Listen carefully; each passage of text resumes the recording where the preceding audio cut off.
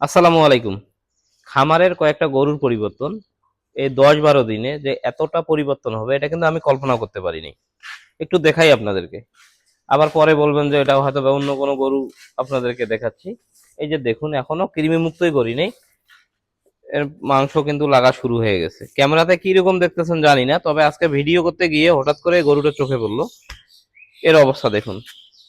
এর নিয়ে আসছি কতদিনের টার্গেট করে। যেটা রাখবো ২ মাস ২.৫ মাস, আমার মনে হয় না অতদিন রাখার লাগবে। এদিকের গুলা দেখাই, হঠাৎ করে চোখে পড়লো আর কি।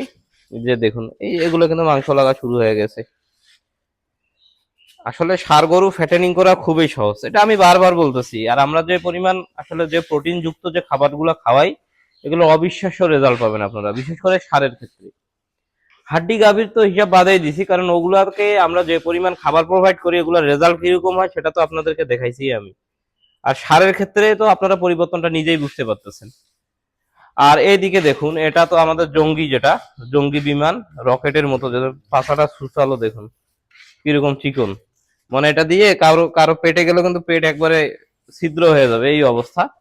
ওই গরুগুলাই কিন্তু আমরা মোটা তাজা করব। ঠিক আছে, এটা দেখুন। এগুলো কতদিন রাখবো খামারে আপনারাই বলুন। এগুলো কি আসলে আমার কি ৩ মাস পর্যন্ত রাখার দরকার হবে? আমার তো মনে হয় না। ওইটার অবস্থা দেখুন। এগুলা এখনো কৃমি মুক্তই করায়নি, তাতে যে পরিমাণ গ্রোথ আসতেছে মাশাআল্লাহ, একবারে কি বলবো আর, আমি পুরোটাই স্যাটিসফাইড বলতে পারেন। এই সারের পরিবর্তন নিয়ে আপনাদেরকে চমক দেখাবো। আপনাদেরকে আমি কথা দিছিলাম না যে সারের পরিবর্তন নিয়ে আপনাদেরকে চমক দেখাবো ইনশাল্লাহ। এগুলো আপনারা দেখতেই থাকবেন। পরিবর্তনগুলো দেখে আপনারা নিজেরাই অবাক হয়ে যাবেন ইনশাল্লাহ। এজন্যই বলতেছি, আপনারা যেটাই করেন না কেন খাবারের প্রতি বেশি ফোকাস দিতে হবে আপনাদেরকে।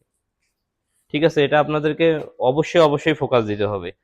তো দেখুন, আপনাদেরকে দেখাইলাম কয়েকটা সারের পরিবর্তন, আপনারা নিজেই বলেন কেমন পরিবর্তন হয়েছে।